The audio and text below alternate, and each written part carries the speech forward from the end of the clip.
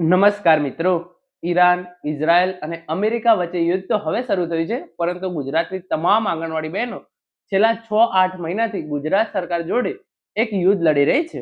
જે પ્રમાણે ગુજરાત હાઈકોર્ટ દ્વારા આદેશ આપવામાં આવ્યો છે, એ પ્રમાણે જે છે એ પગાર વધારો મેળવવા માટે ગુજરાતની તમામ આંગણવાડી બહેનો છેલ્લા 6-8 મહિનાથી સતત જે છે એ લડત લડી રહી છે. પરંતુ ગુજરાત સરકાર જે છે એ તસ્તી મસ્ત થવાનું નામ લેતી નથી. હાઈકોર્ટના આદેશ છતાં પણ ગુજરાતની તમામ આંગણવાડી બહેનોને જે છે એ હજુ સુધી પગાર વધારો આપવામાં આવ્યો નથી. તો હવે પગાર વધારો મેળવવા માટે ગુજરાતની તમામ આંગણવાડી બહેનો દ્વારા ઉગ્ર આંદોલન કરવાનો નિર્ણય લેવામાં આવ્યો છે. તમામ ઓનલાઈન કામગીરી જે છે એ બંધ કરી દેવામાં આવશે. બહેનો જે છે એ એમની 12 માંગણીઓ સાથે ઉગ્ર આંદોલન જે છે એ કરવાની છે. જે પ્રમાણે ગુજરાત હાઈકોર્ટે આદેશ આપ્યો છે એ પ્રમાણે ₹24,800 અને ₹20,300 પગાર ચૂકવવામાં આવે એ માટે આંગણવાડી બહેનો હવે જે છે એ લડી લેવાના મૂડમાં છે. એની સંપૂર્ણ ચર્ચા આપણે આજના આ વિડીયોની અંદર કરવાના છે. તો હવે શરૂ કરીએ આજનો આ વિડીયો. તો તમે જોઈ શકો છો, પગાર વધારવા માટે ગુજરાતની તમામ આંગણવાડી બહેનોનું ઉગ્ર આંદોલન, ઓનલાઈન કામગીરી બંધ, તમામ પ્રકારની ઓનલાઈન કામગીરી જે છે એ હવે બહેનો દ્વારા બંધ કરી દેવામાં આવશે. બહેનોની 12 માંગણીઓ સાથે ઉગ્ર આંદોલન જે છે એ કરવામાં આવનાર છે. જે પ્રમાણે ગુજરાત હાઈકોર્ટ દ્વારા ₹24,800 અને ₹20,300 પગાર ધોરણ નક્કી કરવામાં આવ્યું છે. એ પગાર ધોરણ સરકાર દ્વારા આપવામાં આવે એવી જે છે એ માંગણી ઉઠી રહી છે. તો જે પ્રમાણે સમાચાર છે તમે જોઈ શકો છો, ઉકેલ ન લાવે તો ઉગ્ર કાર્યક્રમની ચીમકી અપાઈ. આંગણવાડી વર્કરો, હેલ્પરો 5 માર્ચથી ઉગ્ર આંદોલન કરશે.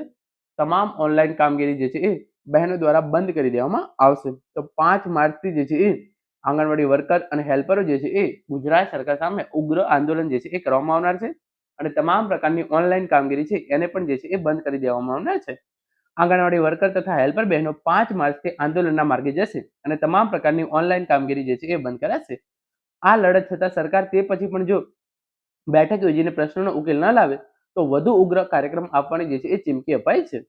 CITU સંકલિત ગુજરાત આંગણવાડી કર્મચારી સંગઠનની 26 જિલ્લાના 127 જેટલા આગેવાનની બેઠક અમદાવાદમાં મળી હતી. લાંબા સમયથી આંગણવાડી કાર્યકર અને હેલ્પર અને આશા વર્કર તથા ફેસિલિટેટર બહેનો લઘુત્તમ વેતન આપવા, નિવૃત્તિ વયમર્યાદા વધારવા, ડિજિટલ કામગીરી માટે મોબાઈલ આપવા સહિતની 12 જેટલી માંગણીઓ માટે બેઠક યોજીને પ્રશ્નોનો ઉકેલ લાવવા માટે રજૂઆતો તથા આંદોલન હોવા છતાં તેમજ હાઈકોર્ટ દ્વારા વર્કરો અને હેલ્પરોને અપાતું વેતન ઓછું હોવાનું સ્પષ્ટ જણાવી લઘુત્તમ વેતન આપવાનો હુકમ કર્યો હોવા છતાં સરકારે લઘુત્તમ વેતન આપવાના બદલે સુપ્રીમ કોર્ટમાં અપીલ દાખલ કરતા રોષ વ્યક્ત કર્યો હતો. સરકાર બેઠક યોજીને ઉકેલ ન લાવે તો 14 માર્ચ બાદ વિધાનસભાનું બીજું સત્ર શરૂ થાય ત્યારે ચોક્કસ દિવસો માટે કામથી અળગા રહેવા ગાંધીનગરમાં મહારેલી તથા પડાવ અને તમામ તાલુકા મથકો અને જિલ્લા મથકોએ ધરણા પ્રોગ્રામ યોજવાનો પણ નિર્ણય કરેલ છે, જેની તારીખો જે છે એ હવે પછીથી જાહેર કરવામાં આવશે. તો આ પ્રમાણે તમે જોઈ શકો છો, જો સરકાર દ્વારા હજુ પણ માંગણીઓ સ્વીકારવામાં નહીં આવે તો 5 માર્ચથી જે છે એ ગુજરાતની તમામ આંગણવાડી, આશા વર્કર, હેલ્પર બહેનો, ફેસિલિટેટર બહેનો દ્વારા જે છે એ ઉગ્ર આંદોલન કરવાની જે છે એ આ ચીમકી આપવામાં આવે છે.